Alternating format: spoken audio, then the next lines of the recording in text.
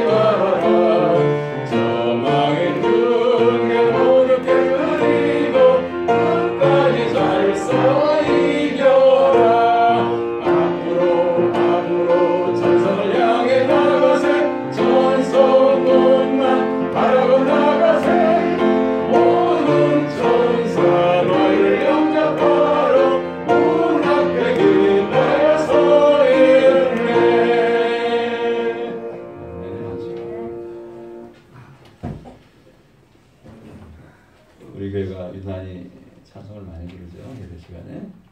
다른 교회들은 묵도하고 찬송 하나 부르고 기도하고 바로 말씀 들어가기 때문에 말씀 시간이 길어요. 근데 우리는 말씀 시간을 길게 하지 못하고 그 대신에 찬양을 많이 하는 이유가 사실은 하나님이 말씀 듣는 시간 잘하는 모습만 보시는 게 아니라 예배 시작부터 찬송하는 것을 되게 기뻐하세요. 그래서 삶으로도 찬송을 해야 되겠지만은 마음으로 교회 와서 찬송 부르는 그 시간을 온 힘을 다해서 부르는 그 거룩과 경건을 하는 기뻐하시거든요. 그래서 찬송을 많이 넣고요. 그리고 그 시간을 많이 합니다. 그래서 다른 교회보다 절차가 좀 복잡하고 까다롭지만 여러분 잘 따라주고 계시기 때문에 하나님 기뻐하실 줄로 믿습니다. 오늘 말씀 제목은 코로나 시대에 당하는 가난의 문제라는 제목입니다. 여러분 다 피부로 느끼시죠? 코로나 시대가 길어지니까 어떻게 먹고 살지? 나는 괜찮아, 저 사람 어떻게 살지? 이런 생각이 자꾸 들잖아요. 여기서 한 단계 더 올라가고 2단계가 되고 3단계 되면 어떡하지? 거기가 안 갔지만은 그런 생각이 들 거예요. 그러면 뭘 먹고 사나? 손가락 빨아야 되나? 그런 생각이 들잖아요. 이 가난이라고 하는 문제가 사실은 모두의 문제예요. 대다수의 문제예요. 우리나라 국민들의 약 80% 이상은 이 가난과 맞닥뜨리고 있다고 보면 돼요. 옛날에는 중산층이 있어가지고 약 50%, 60% 정도의 서민들이고 나머지는 중산층이 있어서 괜찮다 싶었는데 지금 중산층이 사라져버렸어요. 그래서 약 80% 이상, 85%까지는 늘 무언가를 하지 않으면 먹고 살기 힘든 상황이 되었습니다. 사실 이 코로나 바이러스 우리나라뿐 아니라 전 세계인이 이 바이러스 때문에 고통을 당하고 있죠. 이 코로나 바이러스에 감염된 사람은 그 질병으로 인해서 아주 직접적으로 육체적인 고통을 당하게 되고요. 또 경제 활동이 금지된 여러 가지 어려움을 겪습니다. 격리에 들어가게 되면은 무려 3주는 그냥 지나가야 되고요. 심하면 한 달까지도 확진된 사람은 활동하기 힘들어요. 뿐만 아니라 코로나 바이러스에 감염되지 않은 사람들도 모두가 장기간 제대로 된 근로나 또는 사업을 할 수가 없어서 상당히 큰 경제적인 손실을 보고 있고 고통을 다하고 있는 게 현실입니다. 그렇죠? 사실 코로나 사태 장기화로 가장 큰 고통을 당하는 사람들은 누구예요? 가난한 사람들. 매월 일정한 소득을 벌어들이지 못하고 아르바이트를 하고 살거나 하루 벌어 하루를 사는 일용직 근로자들은 물론이고 자영업자나 또는 영세상인들도 8개월 이상 지속되고 있는 이 경제활동에 제한을 받게 되자 길거리로 내몰리거나 또는 가게를 중단하고 사업을 중단해야 되는 그런 신세로 전락하고 있습니다. 다른 한편에서는 소규모 교회에서도 헌금이 제대로 거치지 않아서 교회 문을 닫아야 되는 일로 벌어지고 있습니다. 우리 경기도회가 약 110교회, 114교회가 되는데요. 그 중에 지난 노회 때니까 벌써 10월 달이죠. 10월 달인데 10월 13일인가요? 그때가 4교회가 문을 닫았어요. 견딜 수가 없었어요. 그냥 1년을 줄줄 끌면서 어떻게 했는데 어떻게 하겠어요. 전세보증금 다 나가고 안 되니까, 유지가 안 되니까, 목사님 개인은 물론이고 가정은 물론이고 안 되니까 문을 닫게 됐어요. 문을 닫는 것도 그냥 닫지 못하고 또 이 허락을 받아야 닫아요. 그래서 알게 되는 거죠. 심각한 문제입니다. 게다가 이런 상황을 노리고서 돈을 벌려고 하는 사람들을 파고드는 사기꾼들이 기승을 부리고 있어서 심각한 사회 문제가 되고 있죠. 그래서 민간 경제가 말이 아니게 돌아가고 있습니다. 그러니 서민층은 집집마다 당연히 빚이 들어갈 수밖에 없는 시대예요. 그래서 우리가 늘 입에 올린 입버릇 하는 거에 빈익빈 부익부라고 하는 그 말이 더 잘 들어맞는 그런 시대가 되고 있습니다. 사실 이런 가난이 사회적으로 고착화가 된 것은 소득분배의 불균형 때문이에요. 가진 자가 힘을 발휘해서 빼앗아가기 때문이죠. 이 빼앗아간다는 말이 여러분 잘 느끼지 못하는데요. 재벌들 왜 그렇게 말하는 거 아시죠? 재벌들은 자기들의 아성을 쌓고 있어요. 그 안에 들어오지 못하면 견딜 수가 없는 거예요. 거기다가 납품하는 사람들은 아주 원가 그 명세서를 가져와가지고 거기다가 딱 몇 프로 올려가지고 그냥 유지할 수 있을 만큼만 줘요. 그리고 나머지는 자사히 가져가는 거예요. 삼성이 현대가 몇백 조씩 이런 이주를 남기는 거잖아요. 200조. 엄청난 돈이에요. 그 돈을 남기는 게 어떻게 하는 거예요? 밑에 하청업체들을 다 이렇게 후려치는 거죠, 단가를. 그래서 하는 거예요. 착취라고 하는 거죠, 사실은요. 눈에 보이지 않는 제도적인 착취, 이게. 심각한 겁니다. 이것이 우리나라뿐이 아니고 전 세계가 그렇고요. 강대국은 약소국을 그렇게 착취를 해요. 자원에서 다 가져가 버리죠. 아프리카 거기가 왜 못 살아요? 유럽과 미국과 큰 나라들이 다 가져가는 거예요. 그냥. 거의 공짜로 자기들이 다 투자해가지고 개발해가지고 그냥 일감일만 주고 가져가는 거예요. 이런 시대가 계속되고 있으니까 고착화되어 버린 거죠, 이게 사실은.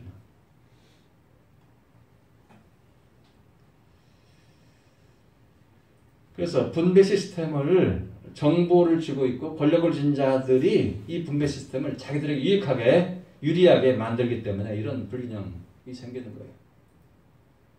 문제는 이런 분배 시스템의 작동이 가난한 사람을 착취하고 고요를 빠는 구조로 흘러가고 있고 전반적인 사회 시스템이 그것을 당연시하고 있다는 겁니다. 당연시해요. 갑과 을의 힘의 차이에서 오는 갑질 문화가 요즘 계속 보여지고 있고 원청자와 하청자의 공사 이익 구조 착취, 공사 착취, 이익 착취 구조, 공사 이익 착취 구조 계속되고 있고요. 대기업과 중소기업의 부와 힘의 괴리에서 오는 사회적 차별이 계속되고 있죠. 그래서 대기업으로 들어가려고 머리 싸매고 공부하고 면접 보고 하는 거죠. 이런 것들로 인해서 소득의 분배가 제대로 이루어지지 않고 빈익빈 부익부가 극심해지고 있습니다. 오죽하면 가난은 나라님도 어쩔 수 없다는 말이 생겼겠어요. 옛날서부터 그래 왔어요. 가진 자들이 다 쥐고 흔드는 거예요. 그런데 하나님은 이런 경제 구조의 문제를 이미 알고 계셨기 때문에 궁극적인 빚의 문제를 다음과 타파하도록 깨부시도록 명령하세요. 오늘 보면 1절이죠. 매 7년 끝에는 면제하라. 이 말을 보면 잘 모르실 거예요. 네, 뭘 면제하는 거예요? 빚을 없애라. 빚을 없애주라는 거예요. 매 7년마다. 자, 7년이 뭐예요? 안식년입니다. 그래서 땅도 돌아야 돼요. 땅도 쉬어야 돼요. 근데 그 애는 땅도 농사를 안 지어요. 그리고 그 안 지은 땅에서 나는 농작물이 혹시라도 뭐 흩어졌던 이삭이 또 싹을 펴가지고 나오는 게 있으면은 그 농작물은 누구 거예요? 부하와 과부들의 것이었어요. 가난한 자들의 것이었어요.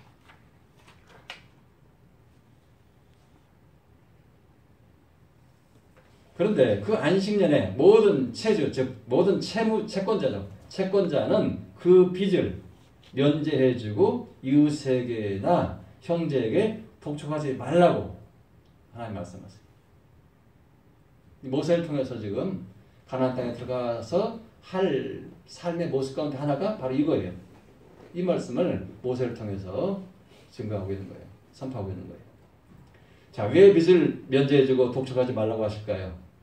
여기서 말하는 빚이라고 하는 것은 개인적 게으름이나 생활의 문제를 뛰어넘어서 어떤 기근이나 전쟁이나 질병 등 사회 경제적인 재난으로 인해서 벌어지는 그 빚의 문제를 배경으로 하기 때문에 어쩔 수 없이 빚을 지게 되는 거예요.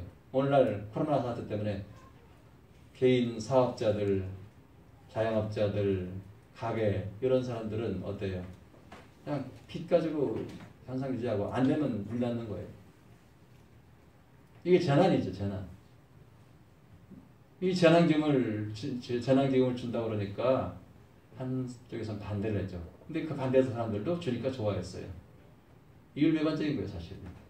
왜 소중한 세금 가지고 걷어가지고 헛돈 쓰느냐고 해놓고 헛돈 쓰는 그 일에 말을 했으면 받지 말아야 되는데 받고 좋아했어요.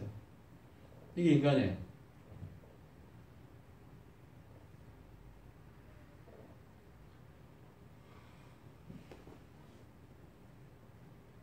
요즘 코로나 시대와 이 신명기 시대가 비슷하잖아요. 그렇죠. 최근 정부에서 은행에 압력을 넣어서 기업들의 그 대출을 연기해 주도록 하는 방안을 이렇게 내고 있죠. 시행하죠. 6개월 또는 1년씩 연기해 주라 그래요. 왜요? 갚을 재간이 없는 거예요. 경제가 돌아가지 못했어요. 돌아가야 어떻게 좀 벌을 텐데 돌아가지 못했어요. 그러니까 어떻게 돼요? 이자도 받기 힘든 시대라는 거죠. 직원들 먹고 살기 해줄 수 없으니까 자꾸 줄여요. 부조정을 해요. 성경에 나타난 가난한 자는 경제적으로 궁핍한 자나 자신의 게으름으로 가난해진 자 또는 사회적으로 힘이 없어서 사회적 불의로 인해 빈곤과 무력함의 악순환에 처한 자 그리고 자신의 무력함을 인정하고 구원을 위해서 하나님만을 의지하는 영적으로 겸손한 자들을 가리켜서 가난한 자다라고 하는 거죠. 이 가난한 자가 하나님을 믿고 자비를 구할 때에 가난한 자는 바로 경건한 자를 상징합니다. 그러니까 하나님 믿고 구하는 자들은 가난할지라도 그들은 어떤 자라고요? 경건한 자라고요. 성경에서 이런 가난한 자에 대한 대책은 무엇일까요? 매 3년마다 드리는 11조. 이걸 그걸 쓰는 거죠. 매 3년마다 드리는 11조를 갖다가 바로 가난한 자를 위해 쓰는 거였어요. 또 이자를 받는 것을 금지시켰어요. 또 저당 잡았던 물건이나 옷이나 이런 것들을 갖다가 돌려주게 하는 거. 또 신속한 품삯집을. 그래서 이 레위기 보게 되면 그날 품삯은 그날 넘기지 말라 그래요. 저녁 해지기 전에는 주라고 그랬어. 왜요? 일용직들 그 포도원의 품꾼들 비유에 나오는 것처럼 아침 새벽 7시, 9시, 12시, 3시, 5시에 들어간 사람들에게조차 그들은 뭐예요? 하루 그날 품삯 받지 못하면 먹지 못하는 거예요. 그러니까 그날 일한 걸 갖다 그날 주라는 거예요. 이게 성경의 규례 규칙이에요. 이 대다수의 기업들이 어떠니까 그 짧은 기간에 이익을 누리기 위해서 보통 한 달 내지 한 달 반을 갖다가 늦게 줘요. 원래 1일부터 30일까지 일할 것을 예산해가지고 25일날 주는 게 정상이에요. 옛날에 그렇게 했었어요. 근데 어느 순간 보니까 자꾸 늦어져가지고 한 달 뒤에 주고 한 달 반 뒤에 주고 2달 뒤에 주고. 제가 처음 들어갔던 기업은 그 건설회사에서 경남기업부터 잘 나가는 기업이잖아요.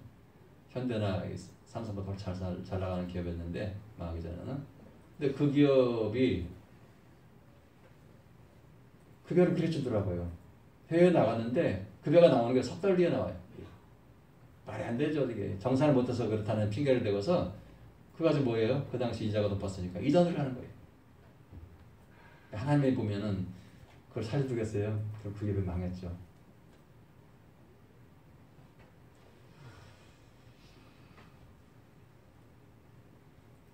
오늘 본문 1절에 빚의 탕감이나 또는 이자 유예를 시키는 것이 바로 구체적인 구제의 절정입니다. 이런 제도는 강력한 원동력이 없으면 실천이 불가능한 거예요. 그러나 그것을 실천하는 자에게는 뭐가 임한다고요? 하나님의 복이 임한다는 겁니다. 4절과 5절을 보시면 네가 만일 내 하나님 여호와의 말씀만 듣고 내가 오늘 네게 내리는 그 명령을 지켜 행하면 네 하나님 여호와께서 너에게 기업으로 주신 땅에서 네가 반드시 복을 받으리니 너희 중에 가난한 자가 없으리라. 가나안 땅에 들어가서 가난한 자가 없게 될 것이라고 이렇게 말씀을 지금 모세가 하고 있어요. 근데 뭘 하라는 거예요? 내가 오늘 너에게 내리는 명령을 지켜 행하라는 거예요. 며칠 전마다 뭘 하라고요? 빚을 탕감해줘라. 가난한 자들 위해서 면제해주고 그들 위해서 힘을 쓰라. 나눠줘라. 이런 거죠. 자, 어느 정도로 복을 받는다고 되어 있습니까? 6절입니다. 네 하나님 여호와께서 내게 허락하신 대로 너에게 복을 주리니 네가 여러 나라에 구워줄지라도 너는 꾸지 않겠고. 자, 나라를 위해서 구워준다고 그래요. 다른 여러 나라를 구워준다. 나라 엄청 많잖아요. 가나안 땅에 들어간 이스라엘이 뭘만큼 많겠어요. 근데 그 옆에 강대국들에게 구워줄 망정 꾸지 않게 해주겠다는 거예요.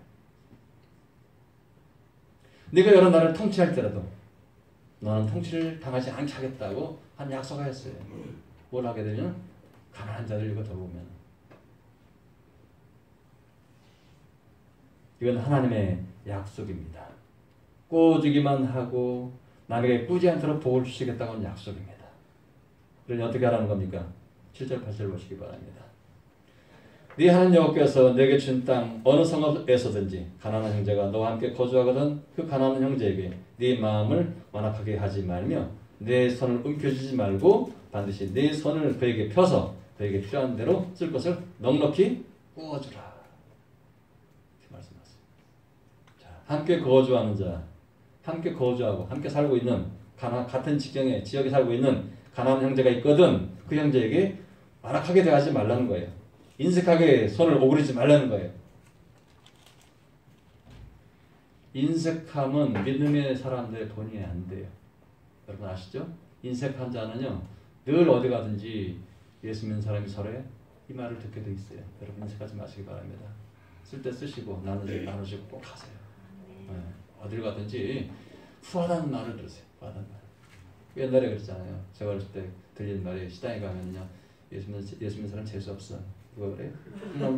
콩나물 장사 나서면 그래요. 왜요? 그랬더니 제가 어릴 때 우리 형제만 있거든요. 누나가 일찍 시가가지고 형제만 있으니까 시장에 심부름 잘 가요. 콩나물 두부 사러 가고 자꾸다 그래. 콩나물 사러 가는 거래요. 예수 믿는 거 알잖아요. 예수 믿는 재수 없어 그래요. 왜 그래요? 거기서 10원짜리 하나 깎으려고 그러더라고. 단순히 이렇게 한 푼이라도 깎으려고 그러는데 근데 그 사람 보면은 예수 믿는 사람이래요. 할 말이 없었어요. 사실은. 제가 직접 당한 일이에요. 여러분 인색하지 마시기 바랍니다. 뭘 어디 가든지 할 거 다 하시고 다 사세요. 그러면 하나님이 채워주세요.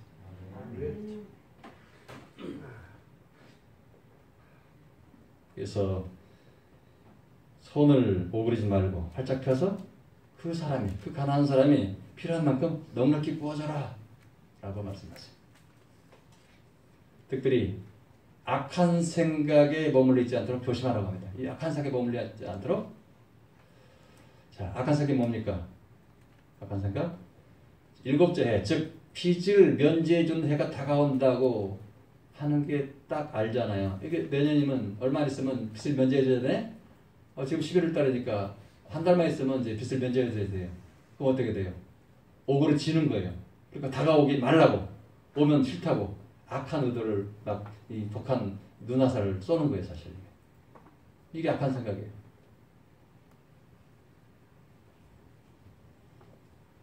그래서 궁핍한 형제를 악한 의도를 가지고서 바라본다거나 아무것도 주지 않는 거예요. 맞아. 그러면 그들이 하나님께 호소할 것이다. 고발할 것이다. 라는 말씀이에요.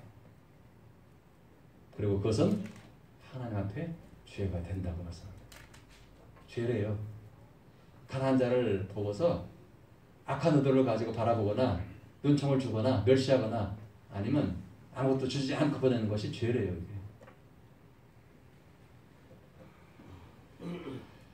사실 그렇잖아요. 몇 달 있다가 면제해가 되면은 못 받을 뻔하잖아요. 그런데 그 사람이 꽂을 바보가 어디 있겠어요. 이게 세상의 모습이죠. 그런데 그런 경험을 할지라도 악한 눈으로 바라보지 말고 아무것도 꽂지 않는 것은 죄가 된다고 하나님이 그 죄값을 받겠다는 거예요. 그럼 뭐 어떻게 하겠어요? 걷어가시겠죠. 이제까지 줬던 거 걷어가신다는 뜻이에요. 이게 사실은. 여러분 인색하지 마세요. 정말 이거는 신신당부들입니다. 내가 할 일 꼭 하세요. 뭐 어디 가서 일을 차려야 될 때는 꼭 가서 일을 차리시고 인사할 때 인사를 하시고 가세요.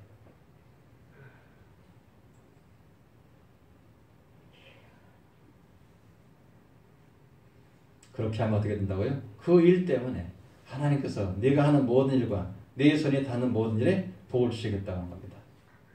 인색한 마음을 품지 않고 꾸어주고 나눠주면은 네가 하는 모든 일에 네 손에 닿는 모든 곳에 복을 주시겠다 약속해 주었어요. 얼마나 좋은 약속입니까? 얼마나 놀라운 약속이에요. 이게 사실은. 그래서 혹여라도 여러분이 물질의 축복을 받지 못한다고 할 것 같으면요, 내가 무슨 일을 잘못했는가 한번 돌아보시기 바라요. 왜요? 인색함 때문이었다라는 것이 드러나거든요. 그래서 내가 쓸 일이 있는데 걱정인데 어떤 경우는 그 시간에 써야 될 시간에 남의 돈에 들어와 있는 사람, 이게 복 있는 사람이에요. 그렇잖아요. 안 쓸 수 없잖아요. 그런데 하나님이 그 시간에 어떻게 남이 나에게 맡겨 그거를 임시분탕을 하고 또 채워주고 지나가고 그럴 수 있는 거예요. 사실은. 근데 그걸 끊어버린다면 하나님이 안 하면 인색하면 사실 그렇잖아요. 내가 인색하면 상대방도 인색해져요. 그 마음 알거든요.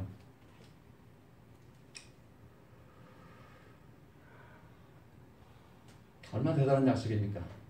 다시 말해서 바보처럼 꾸어주는 것이 하나님으로부터 복을 받는 지름길이 된다는 말씀이에요. 오늘날 이런 말을 하면 제정신이 아니라고 말하죠. 복이 아니라 복이 하나님을 준다고 해도 절대 꿔주지 않을 겁니다. 그리고 무엇보다도 빚을 탕감해 주지 않을 겁니다. 원금은커녕 이자 한 푼도 감해주지 않는 세상이에요.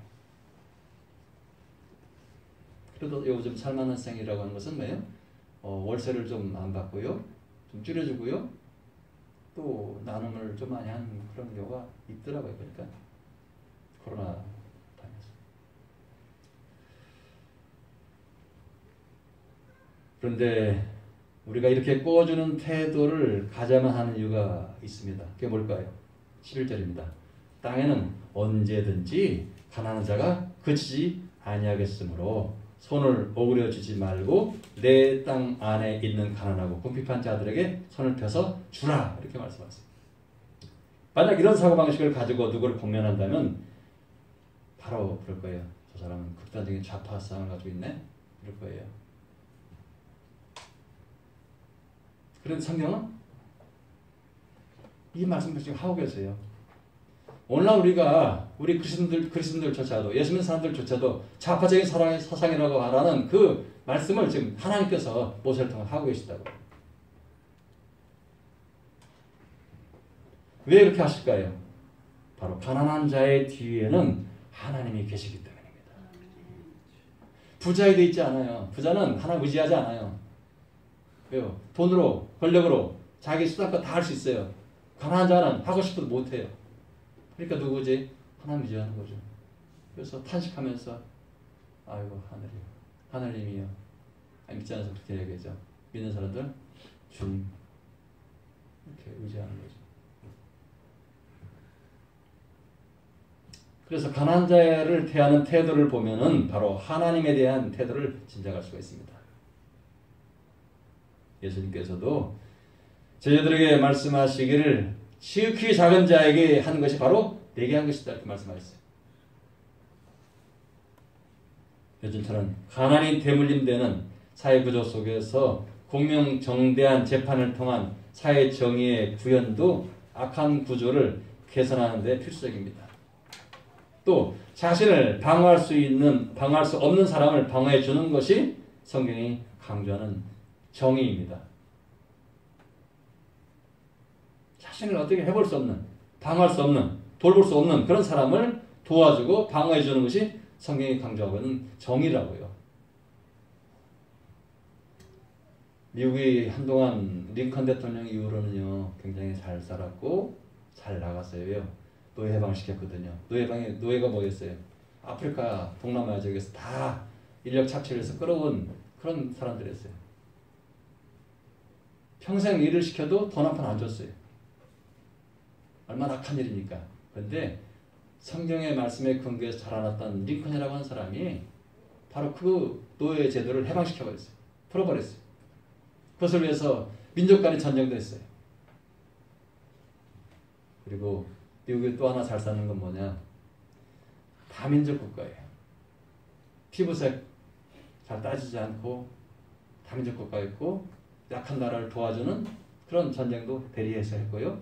유럽이, 독일이 전쟁해가지고, 이탈리아 전쟁해가지고 영국을 치고 프랑스를 먹고 옆에 있는 나라를 다 먹었을 때, 또 러시아가 이렇게 했을 때도 미국이라는 나라가 그 멀리 가가지고 도와주고 살려주고 했어요. 약한 자를 돌봐주는 것, 가난한 자를 주어주고 구워주고 나눠주는 것, 그리고 얼마나 많은 원조를 준지 아세요? 우리나라도 저도 원조 우유 가루 받았어요. 먹었어요. 사실은요. 맛있어서 먹었거든요. 못 살아 먹는 게 아니라 사실은. 근데 얼마나 맛있었어요. 옥수수 가루 해가지고 죽 끓여주고 그랬잖아요. 근데 그게 다 어디서 왔어요? 미국에서 왔던 거예요. 그만큼 잘했어요. 근데 이제 미국이 흔들리기 시작하죠. 트럼프라고 하는 장사꾼이 등장해가지고 그걸 다 틀어버렸어요. 도덕, 윤리 다 무너져 버렸어요. 성적 윤리 무시해버려요. 그리고 악착같이 다 빼앗아 가는 것만 해요. 내놔 하지 주려고 생각하지 않았어요. 한 번도 주지 않았어요. 아마. 다 끊었어요. WTO, WHO 이런 모든 그 세계 보건기구, 세계 무역기구를 통해서 억압하고, 그들 탈퇴해버리고, 기후조건 하는 거기서 탄소를 저탄소 하자고 하는 그것을 탈퇴해버렸고, 돈 들어가는 일 다 끊었어요. 어떻게 되겠어요? 방주의 지름길입니다. 하나님이 네가 그렇게 하냐면 나도 너에게 주지 않아. 이거예요. 바로 그것을 깨달은 미국 사람들이 이번에 바이든을 많이 찍었죠. 안 되겠다는 거죠. 그래도 우리나라가 어떤 나라인데 경찰 국가인데 왜 도둑국가가 되냐 이런 거예요. 도둑국가가 된 거예요, 사실은.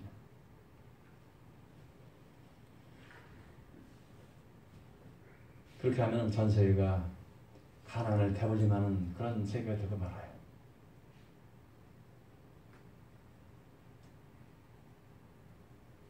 오늘날 같은 이런 때에 바로 국가가 또 교회가 해야 될 일이 있습니다. 역할이 있습니다. 복지국가를 지향하는 나라에서는 의료 건강보험, 국민연금 등 각종 사회보장 제도가 시행되고 있죠. 우리나라가 그런 나라 중에 대표적인 나라 하나예요. 요즘 우리나라가 전 세계적으로 칭찬받는 것이 뭐예요? 바로 의료보험이에요. 정부가 90%의 의료비를 지원해주는 건강보험 제도 때문입니다. 그래서 다른 나라는 진단은 못 받아요. 치료받기에는 그냥 진단은 받을 수가 없어요. 내가 코로나 걸렸는가를. 왜냐하면 그들 한 달 봉급이기 때문에. 그런데 우리나라는 무료로 다 해줬어요. 무료로. 그리고 자원에서 하는 사람은 17만 원인가 16만 원인가 확진 하는데 검사반 돈을 받았어요. 걸린 사람은 다 무료로 해줬어요. 그리고 치료도 거의 공짜로 해주고 있어요. 물론 그 재원은 국민이 열심히 냈던 보험료지만 그래도 이 건강보험 덕분에 코로나 확진자의 치료와 코로나 감염 테스트를 거의 무료로 받을 수 있게 되었던 거죠. 정부가 세금 좀 받아도 상관없어요. 왜요? 이런 데 쓴다면 합당한 거예요, 사실은. 여러분, 정부가 세금 걷으려고 한다고 욕하지 마세요. 세금 걷어서 거기다 쓰면 괜찮은 거예요. 자기들 이권을 위해서 쓴다면 안 되지만은 나라를 위해서, 국민을 위해서 쓴다면 합당한 거예요, 사실은요. 그리고 힘들어진 사람들 위해서 나눴잖아요. 나누기 위해서 어때요? 재정을 다 썼어요. 그러니까 또 걷어야 되잖아요. 근데 그런 거 갖다가 욕해요. 근데 그건 잘 따져보면요. 아닌 거예요. 내가 힘들 때 도움이 됐던 거. 그건 은혜로 알아야 돼요, 사실은. 아무리 완벽한 복지 제도가 시행되어도 교회나 개인이 추가로 따로 해야 될 역할은 없어지지 않아요. 모든 제도는 그늘이 있는가 하면 빈틈이 있기 마련이잖아요. 그래서 교회와 개인의 손길이 필요한 경우도 적지 않습니다. 성도들 개개인은 시민으로서 국가적 행사에 참여하고 교인으로서 교회 활동에 참여하고 있죠. 또 개인적으로 참여하기도 합니다. 요즘 지구촌 곳곳에서는 조금만 눈을 돌리면 가장 기본적인 필요조차도 누리지 못하는 사람들이 참 많습니다. 요즘 통계를 보니까 코로나19 바이러스로 인해서 세계 인구의 8.8%에 달하는 빈곤층에 대한 대책이 시급하다라고 나와 있어요. 8.8%가 굶어 죽는다는 거예요. 전 세계적으로. 이런 때 우리 그리스도인들이 할 일은 뭐냐? 예수님의 자발적 가난을 본받아서 우리도 조금 가난해지는 거예요. 가난해지는 거예요. 이 가난해진다는 건 뭐예요? 조금 나누자는 뜻이에요. 딴때 정도 더 많이 나누자는 뜻이에요. 우리의 소유를 가난한 자들과 조금이나마 함께 나누면 예수님을 선대하는 것이 됩니다. 우리의 소유를 나누면 내가 조금은 가난해지겠지만 도움이 필요한 다른 급인자들은 살 길이 열리는 거예요. 나는 조금 불편할 뿐이지만 상대방은 살 길이 열리는 거예요. 그래서 외국의 아프리카 난민들을 위해서 이렇게 어린애들 젖먹이는 모습 나오잖아요. 여러분 하면 하세요. 그 기도하세요. 하셔야 돼요. 우리나라도 많이 뜨잖아요. 누가 와서 술을 못 받는다, 누가 와서 아프다, 누가 와서 부모 다 없어 어디 있다. 하셔야 돼요, 여러분. 나만, 내 가정만 잘 살면 돼요. 아니에요. 그럼 어떻게 돼요? 여러분 다음 자손이 그 혜택을 못 받아요. 여러분 다음 자손이 복을 못 받아요. 우리 모두는 지금 다 연세가 많아서 나이가 많아서 금방 가실지 모르지만은 그러나 자손들이 있다는 겁니다. 내가 뿌린 만큼 자손들이 가는 거예요.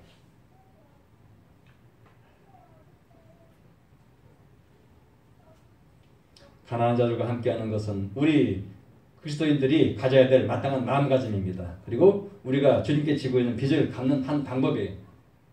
주님께 받은 바 생명과 모든 은혜, 그 은혜에 대한 갚는 방법이 바로 나가는 거예요. 만유의 주가 되신 예수께서는 이 땅에 계실 때 아무것도 소유하지 않았습니다. 한 벌 옷과 한 벌 신발 한 켤레 내가 전부였어요.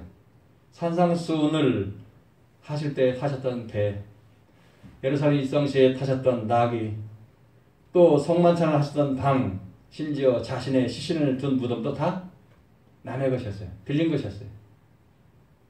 이처럼 이 땅의 소유가 우리의 영원한 소유가 아니라는 사실을 기억하시기 바랍니다. 우리는 잠시 이 땅에 머무는 동안 하나님의 것을 빌려 쓰고 있는 거예요. 하나님이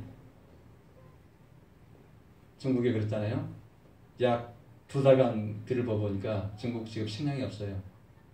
수확을 못해요. 어떻게 돼요? 쌀 수출 국가가 지금 수입해야 돼요. 거기는.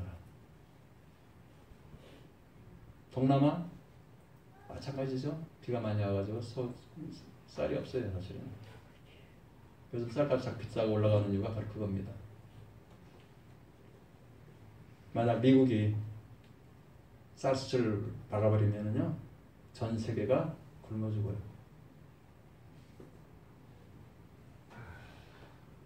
베트남이 한때 쌀이 남아드니까 어떻게 해요? 막 수출했잖아요. 근데 조금 부족한 것 같으니까 어떻게 해요? 수출을 딱 끊어버렸어요. 그러면 안 되는 거예요, 사실. 남의 약점을 이용해가지고 그렇게 하면 안 되는 거예요. 그러니까 지금 어떻게 돼요? 베트남이 경제가 피폐해져요. 관광 안 들어가지. 그 회사들 다 망하지. 그렇게 되는 거예요.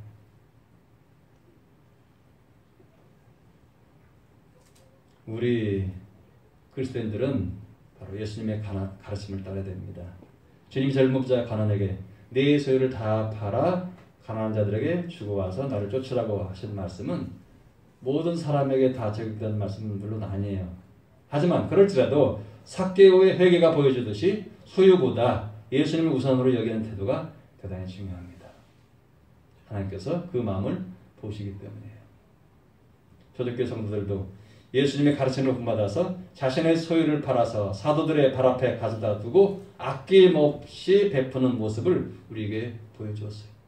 우리는 그 사실을 성경을 통해서 잘 알고 있습니다. 그러나 너희도 그렇게 살라고 한다면 너도 나도 요즘 뭐라고 해요? 정신 나간 소리 하고 있네. 그러죠. 하지만 우리는 그리스도의 제자로서 이 코로나 시대와 같은 위기의 때에 검소하게 살고 작은 것에 만족하고 관대해야 되고요. 자족하는 마음과 그런 생활 태도가 요구되고 있습니다. 그렇게 해서 남긴 것 나눠야 되는 거예요. 하나님은 그런 우리를 보시고 기뻐하시면서 우리에게 더 큰 복을 주실 것이라고 믿습니다. 너희는 먼저 그의 나라와 그의 의를 구하라. 그리하면 이 모든 것을 너희에게 더하시리라고 하신 그 약속의 말씀처럼 말입니다. 그런 은혜를 충만히 누리시는 여러분 되시기를 주님의 이름으로 축원합니다. 기도하겠습니다. 좋으신 하나님 아버지 은혜를 감사합니다. 우리가 미처 깨닫지 못했던 것들 오늘 말씀을 통해서 조금은 깨닫게 하시고 잘못된 것을 반성하게 하시고 회개하게 하시고 앞으로 우리의 삶은 이웃과 함께하는 그런 삶인데 무엇보다도 가난한 자들과 함께하는 그런 삶을 살아갈 수 있는 우리 모두가 되게 하여 주시옵소서. 그래서 우리 때뿐 아니라 우리 자손들 만대 이르기까지 하나님의 복이 임하여서 그들이 손으로 하는 모든 일에 손을 대게만 해도 하는 일마다 하나님 노란 축복이 임하는 것을 눈으로 볼 수 있게 하여 주시옵소서. 예수 그리스도 이름으로 기도합나이다. 아멘.